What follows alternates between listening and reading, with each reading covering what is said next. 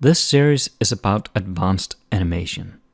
But to make sure that we start from a common ground, I'll start with the very, very basic question: what is animation? And the important thing to remember is that movement is an illusion. If we take a look at an old film strip, like this one here, we have a couple of drawn images, and if we zoom in, every single image is a still image, but every image is a bit different from the last one. And in the projector, in the movie theater, it shows us one image, then it goes black, and then it shows us the next one, and goes black, and shows us the next one. And this gives us the illusion of movement. If we see the final scene, something like this, with a lot of additional images, of course.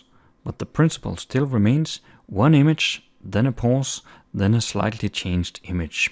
And the movement happens only inside the head of the viewer. There's no movement on the screen. That means that if we want to animate this ball as moving from the left side of the screen to the right side of the screen, we would have to place it at different positions over time. So let's try that just to see how it is. If we start the ball at its position 0, where it is, that would be the beginning, and then a bit later it would move to there, a bit later there, a bit later there, and then end at this position. And this is basically what animation is. So if we create an animation here, let's just call it move, that would move from the beginning position, where we had transform translate at 0, to the end position at 400, and then we say, okay, let's create an animation that goes for 1 second with a couple of steps, and let's just run it infinite. So this is our animation. The ball moves. The more steps we have, the smoother it goes. If we say 14 steps, if we say 24 steps, it goes extremely smooth. And if we say 54, it becomes smoother still, in an almost fluent movement. But it's important to remember, it does not move. It just changes position with smaller differences than before. So the more steps we have, the less difference between each step, and the smoother the animation looks or feels.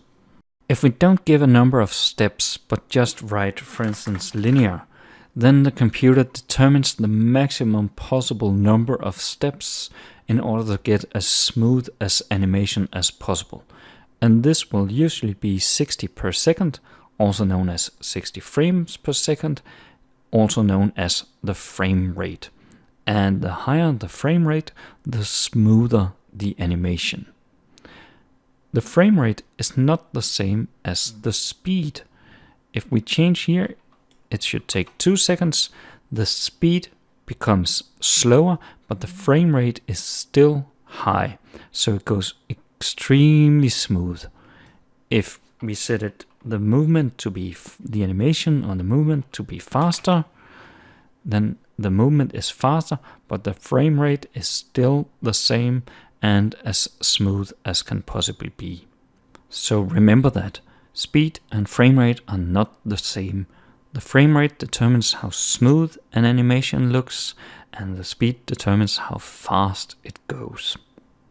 And the most important thing, there's no such thing as movement. You just change the position every once in a while.